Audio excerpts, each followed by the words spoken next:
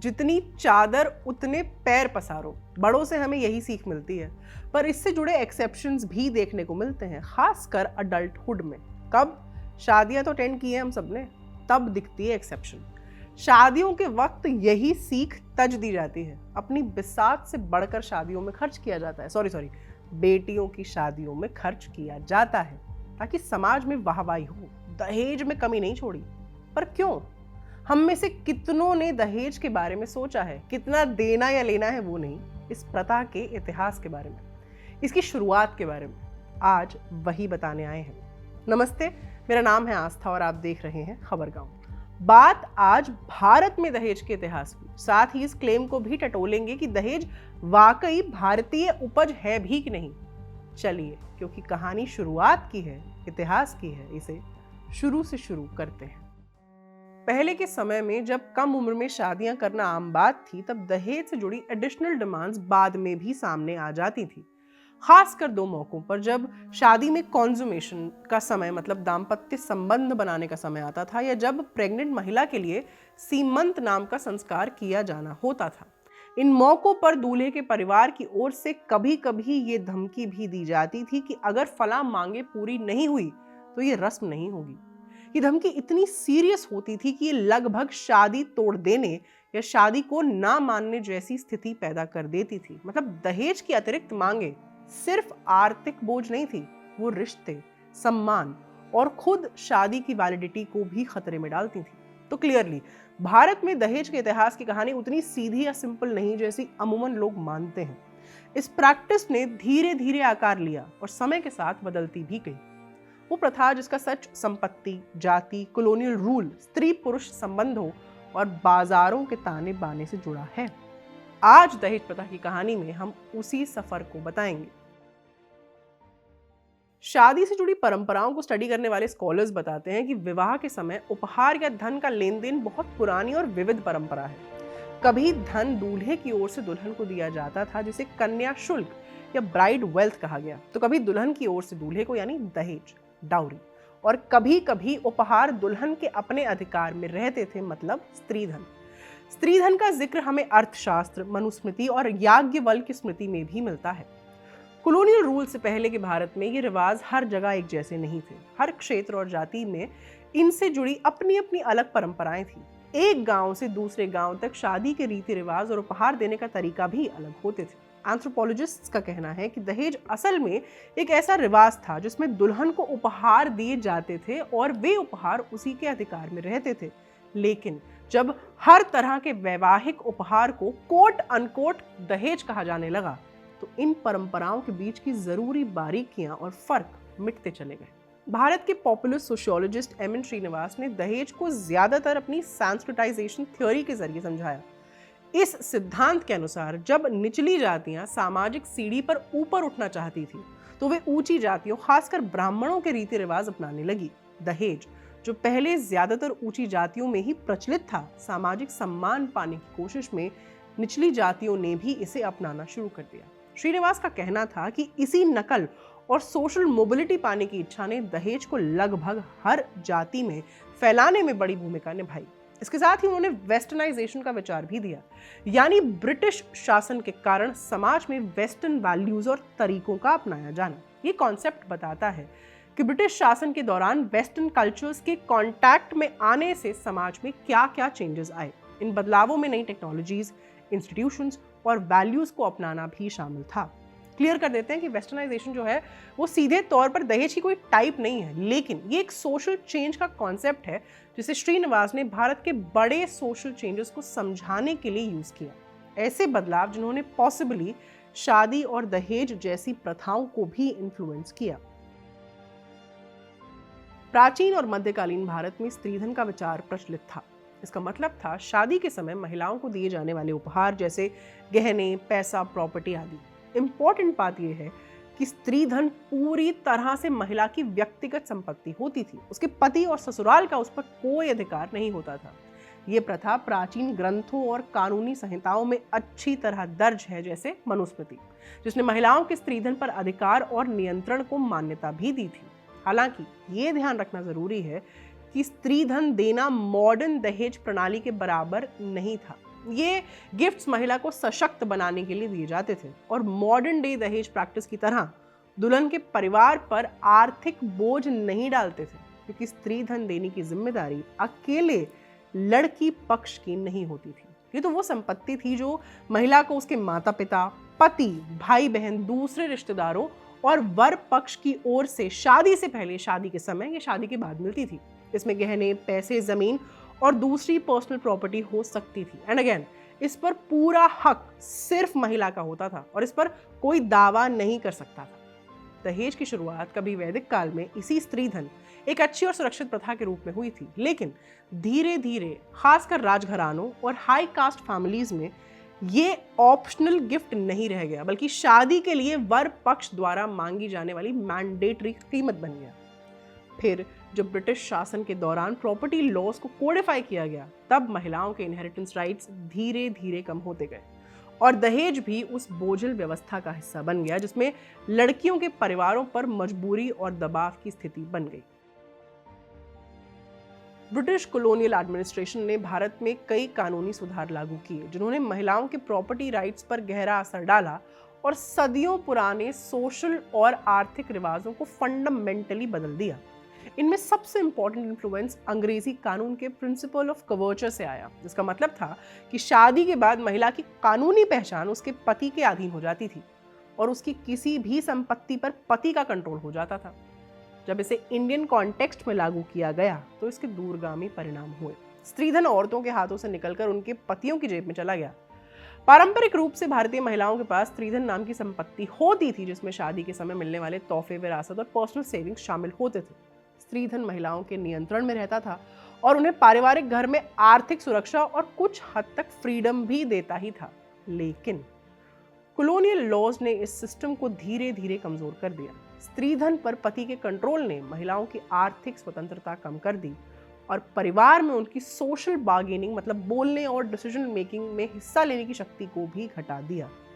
समय के साथ इन कानूनी बदलावों ने पेट्रियार्कल रूल्स को और मजबूत किया, जिसमें महिलाएं संपत्ति और धन के मामले में पुरुष पर पहले से ज्यादा डिपेंडेंट होने लगी। स्कॉलर्स कहते हैं कि ये कानूनी हस्तक्षेप भले ही मॉडर्निटी का दावा करता हो, लेकिन असल में उन पारंपरिक प्रथाओं को कमजोर कर गया जो लंबे समय से भारत में महिलाओं के अधिकारों और फ्रीडम की रक्षा करती थी। और यहीं से ये कहानी एक महत्वपूर्ण मोड़ लेती है। वीना तलवार ओल्डनबर्ग की किताब dowry murder, the imperial origins of a cultural crime ये भी बताती है कि ब्रिटिश कॉलोनियल रूल ने दहेज को एक सेफ्टी नेट से बदलकर महिलाओं के खिलाफ इस्तेमाल होने वाला हथियार बना दिया।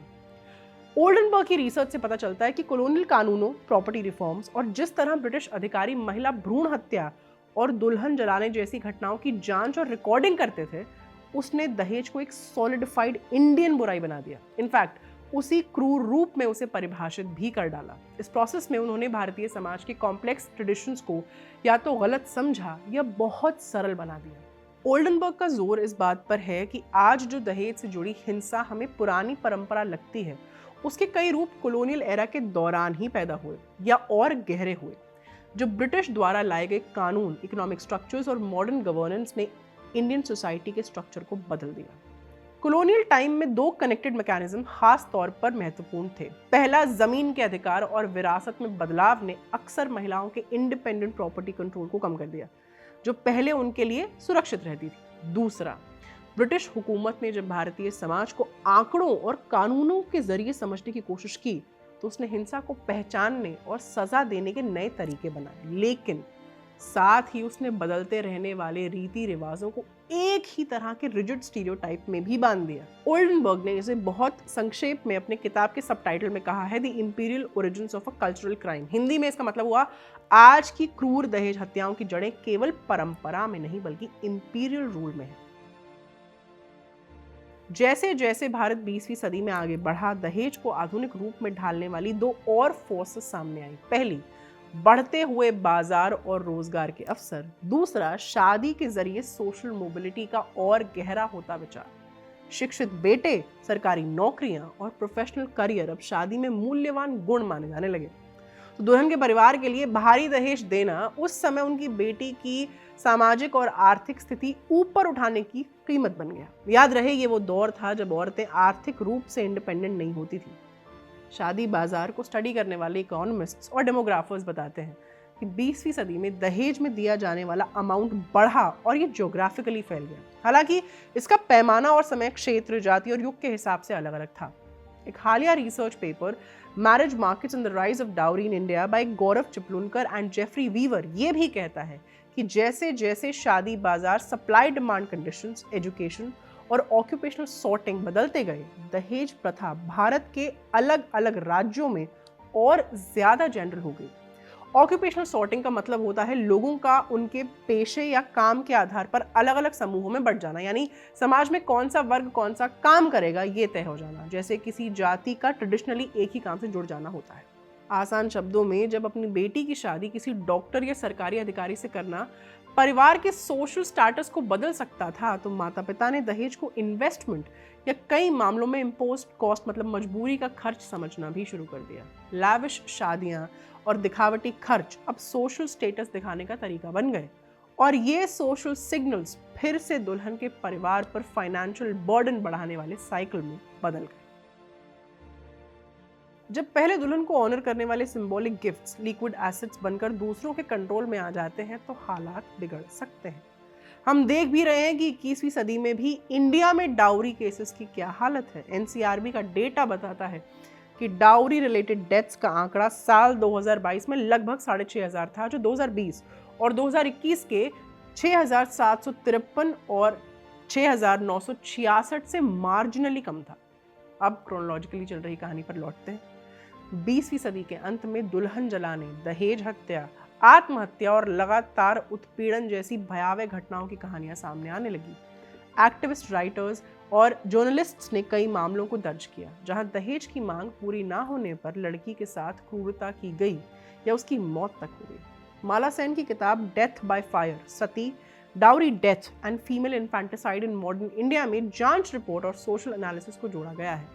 ये दिखाता है कि मॉडर्न ट्रेजेडीज जैसे कुख्यात रूप कंवर केस और बाकी घटनाएं गरीबी, पितृसत्ता और सोशल स्टिग्मा के इंटरसेक्शन पर बैठी हैं। सेन का काम स्टैट्स में छुपे इंसानी चेहरे सामने लाता है और रीडर्स को जेंडर बेस्ड पावर और इकोनॉमिक प्रेशर की ब्रूटल रिजल्ट्स का सामना करने पर भी मजबूर करता है। वीना ओल्डनबर्ग की दलील भी ये समझने में मदद करती है कि कॉलोनियल और पोस्ट कॉलोनियल पीरियड में दहेज से जुड़ी क्रूरता क्यों इस तरह सामने आई। महिलाओं के प्रॉपर्टी राइट्स का हल्का होना, शादी का कमोडिफिकेशन और नई नौकरशाही कैटेगरीज, इन सब ने मिलकर दहेज को सिर्फ एक परंपरा नहीं बल्कि फाइनेंशियल प्रेशर क्रिएट करने और उसी क्रिएटेड प्रेशर से जबरदस्ती पैसा ऐंठने का जरिया बना दिया। आजाद भारत में भी दहेज प्रथा जारी रही और कुछ रीजन्स में बढ़ भी गई। 1990 के दशक में इकोनॉमिक लिबरलाइजेशन ने हालात और खराब कर दिए क्योंकि शादी को अब और बड़े लेन देन के रूप में देखा जाने लगा। दहेज सोशल स्टेटस बढ़ाने का और ज्यादा प्रेवलेंट जरिया बन गया। पर ऐसा नहीं था कि ये बातें इग्नोर की गई। भारत ने इस पर कानूनी प्रतिक्रिया दी। 1961 में दहेज निषेध अधिनियम, डाउरी प्रोहिबिशन एक्ट पारित किया गया, जो दहेज देने और लेने दोनों को अवैध बताता है। इसके बाद के दशकों में नई क्रिमिनल धाराएं जैसे आईपीसी की प्रसिद्ध धारा 498A और धारा 304B बनाई गई ताकि दहेज से जुड़ी हिंसा को विशेष अपराध के रूप में पहचाना जा सके और स्ट्रिक्ट पनिशमेंट्स दी जा सके। लेकिन कानून एक चीज है, लागू करना, सामाजिक नियम और आर्थिक दबाव दूसरी चीजें हैं। स्कॉलर्स और ह्यूमन राइट्स एक्टिविस्ट्स का मानना है कि कानून महत्वपूर्ण है लेकिन कोई मैजिकल सोल्यूशन नहीं है। वीक पुलिस रिस्पॉन्स, सामाजिक कलंक माने सोशल स्टिग्मा का डर और दहेज प्रथाओं की व्यापकता की वजह से कानून का पालन पूरे देश में एक समान नहीं हो पाता। 1961 के डाउरी प्रोहिबिशन एक्ट जैसे लीगल सॉल्यूशंस के बावजूद भी ये प्रथा अभी भी प्रचलित है। हालांकि अब ये ज्यादातर छिपी हुई या सटल फॉर्म्स में दिखाई देती है। दहेज की ये लगातार मौजूदगी अक्सर गहरी पितृसत्तात्मक मान्यताओं माने डीप सीटेड पेट्रियार्कल नॉर्म्स और शादी में महिलाओं के कमोडिफिकेशन से जुड़ी होती है। भारत में मॉडर्न दहेज प्रणाली पर ब्रिटिश कॉलोनियल नीतियों का गहरा असर पड़ा, लेकिन ये कहना कि दहेज पूरी तरह से विक्टोरियन है पूरी तरह सही नहीं है।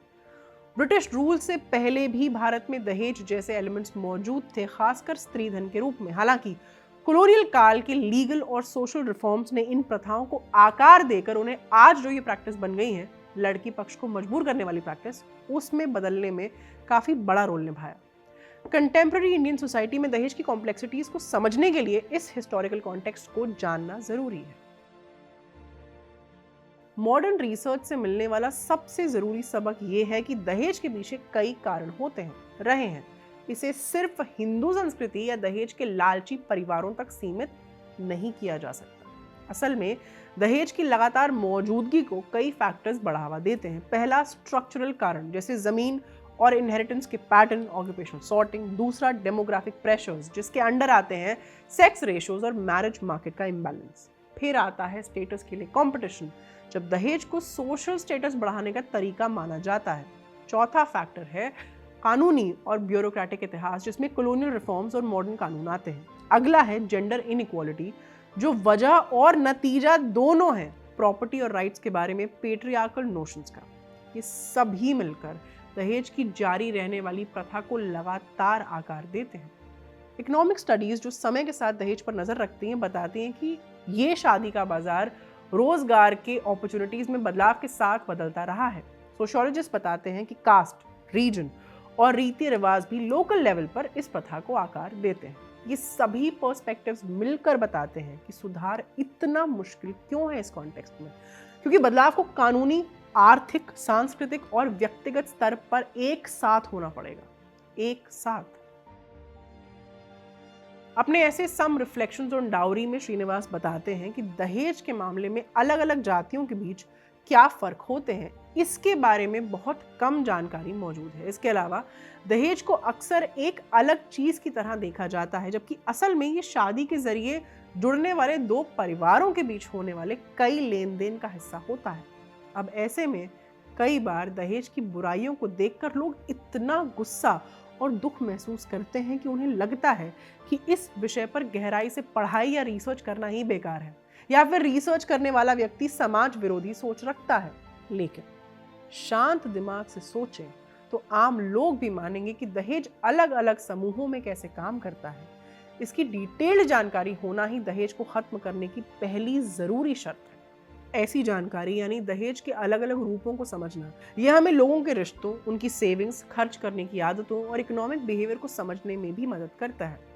साथ ही ये भी पता चलता है कि कैसे quote unquote lower caste higher caste की नकल करके दहेज जैसी प्रथाएं अपनाने लगते हैं। श्रीनिवास ये भी बताते हैं कि भारत में विंध्याचल पर्वत के नॉर्थ और साउथ में दहेज की प्रकृति अलग होती है। उत्तर भारत, जिसे वो कॉन्टिनेंटल इंडिया कहते हैं, में आमतौर पर हाइपरगैमी या हाइपरगैमी की सोच पाई जाती है, यानी लड़कियों की शादी सामाजिक दर्जे में ऊंचे परिवारों में करने की परंपरा, और दहेज इस हाइपरगैमी का एक मूल हिस्सा बन जाता है।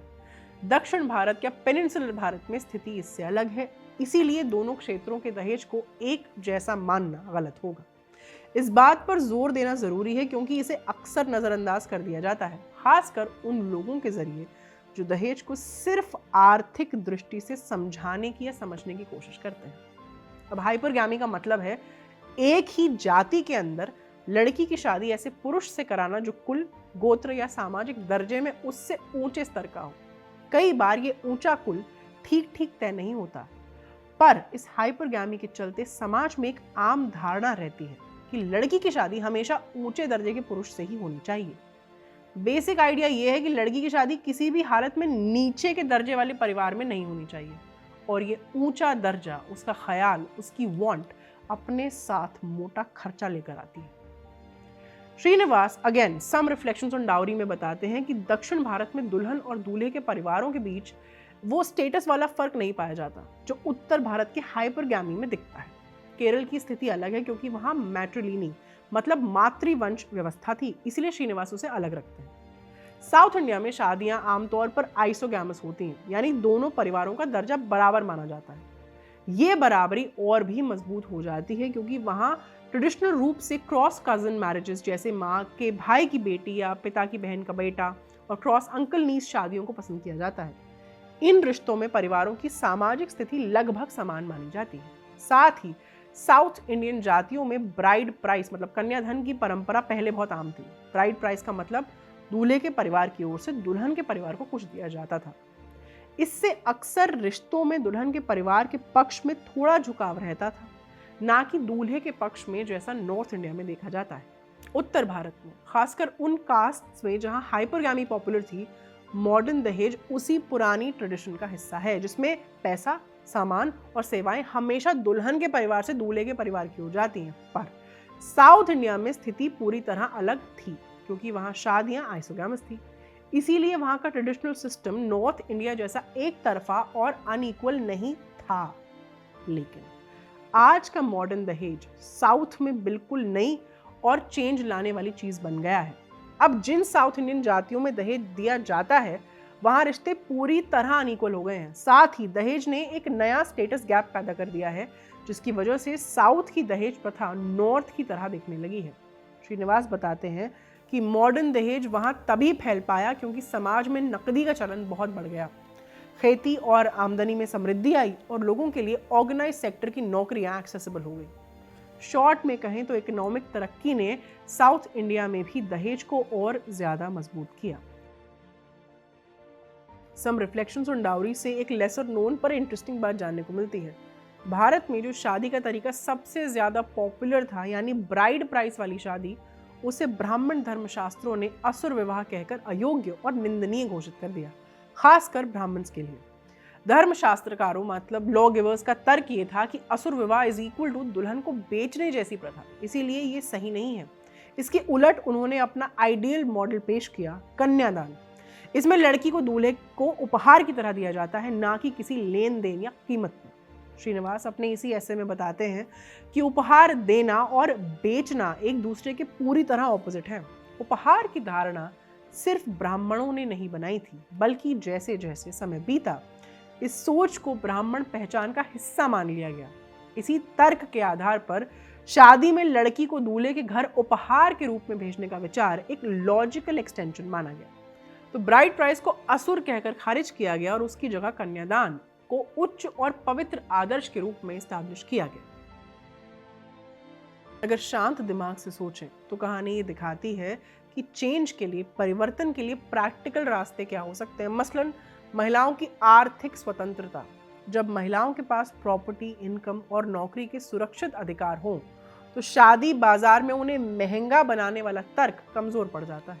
इसके अलावा सामाजिक मान सम्मान के ऑल्टरनेटिव्स मददगार सिद्ध हो सकते हैं। कम्युनिटीज दुल्हन के परिवार पर बोझ डाले बगैर स्टेटस और सम्मान दिखाने के नए तरीके बना सकते हैं, जैसे कम्युनिटी रिकग्निशन, शिक्षा पुरस्कार, नॉन मटीरियल रीति रिवाज आदि। सोशल सपोर्ट के साथ अगर लीगल एनफोर्समेंट हो तो सुधार का पेस और तेज हो सकता है। दहेज अपराध की बेहतर पुलिसिंग जरूरी है, लेकिन शेल्टर, फाइनेंशियल हेल्प और ऐसे केसेस की रिपोर्टिंग से स्टिग्मा कम करना भी उतना ही जरूरी है। साथ ही एजुकेशनल शिफ्ट्स भी मेजर रोल अदा कर सकते हैं। टेक्स्ट बुक्स, मीडिया और कम्युनिटी इंस्टीट्यूशंस में शादी, ऑनर और जेंडर से रिलेटेड नैरेटिव्स को बदलना दहेज की कल्चरल एक्सेप्टेंस को कम करता है। स्ट्रक्चरल रूट्स को एड्रेस करना माने जमीन, विरासत और लेबर लॉज जो महिलाओं को अधिकार और आजीविका देते हैं, दहेज के इकोनॉमिक लॉजिक को कमजोर करते हैं। ये बड़े बदलाव हैं, इनके लिए पॉलिसी, कल्चर और टाइम सभी की जरूरत है। बिग फैट इंडियन वेडिंग, ये 4 शब्द अपने आप में कितना कुछ बता देते हैं। क्या बता देते हैं? शादी बेहद ग्रैंड हुई, खाने के आइटम्स की कमी नहीं थी, वेन्यू बहुत हाई फाई था, गिफ्ट्स अच्छे दिए गए, फला के लड़के को गाड़ी मिली, उसके इस रिश्तेदार को ये मिला। पर दिया किसने? आप कहेंगे ये कैसा बेतुका सवाल हुआ। ऑफ कोर्स लड़की वालों ने दिया भाई। मोटा खर्चा किया किसने? जिस लड़की की शादी हुई उसके घर वालों ने। यही ग्रैंड इंडियन वेडिंग हर घर का सपना कब बन गई, शायद आप या हम कभी नहीं जान पाएंगे। इस इच्छा की रूट्स खोजने निकलेंगे तो भी शायद ही कोई तारीख मुकर्रर कर पाए। कब हमारा इंडिया का इन जनरल एक कॉमन सपना बन गया बिटिया को ग्रैंडेस्ट पॉसिबल तरीके से ब्याहने का, और शादी का ग्रैंड्योर दिए जाने वाले गिफ्ट्स के खर्चे से अलग है। वीना ओल्डनबर्ग से लेकर एम.एन. श्रीनिवास और माला सेन तक ये राइटर्स हमें एक ही कहानी के अलग अलग पहलू दिखाते हैं। दहेज के सोशल ओरिजिन, इंस्टीट्यूशनल ट्विस्ट्स और इंसानी जिंदगियों पर पड़ा इसका असर। भारत में दहेज की कहानी कोई आसान सा मॉरल लेसन नहीं है जिसे पढ़कर छोड़ दिया जाए। ये मिक्सचर है बहुत सारी चीजों का। किन का? गिफ्ट्स और राइट्स की लंबी हिस्ट्री, कॉलोनियल इंटरवेंशन जिसने सोशल रिलेशंस को बदला, मॉडर्न बाजारों का सिंबॉलिक गिफ्ट्स को महंगे दावों में बदलना, और ह्यूमन ट्रेजेडीज जिन्होंने कानून और पब्लिक डिस्कशंस को जन्म दिया, इन सब का। तो अगर हम सही दिशा में बदलाव चाहते हैं तो इस मिश्रण को, इसी मिक्सचर को, इसके कंट्रीब्यूटिंग फैक्टर्स, सभी कंट्रीब्यूटिंग फैक्टर्स को ध्यान में रखना होगा। और बदलाव का क्या है ना साहब, एक बड़ा प्यारा सा थंब रूल है, जब जागो तब सवेरा। तो जिस दिन आप, मैं, हम सब ये डिसाइड न सिर्फ कर लेंगे पर उस पर अमल भी करेंगे कि दहेज लेना और देना सही नहीं है, गैर कानूनी तो खैर है ही, तो बदलाव इवेंचुअली आ ही जाएगा। इसी उम्मीद पर विदा लेती हूँ, लौटूंगी अगली बार किसी और इंटरेस्टिंग किस्से के साथ। कैमरा के पीछे हमारे साथी आनंद, मेरा नाम है आस्था। बने रहिए खबरगांव के साथ। बहुत बहुत शुक्रिया।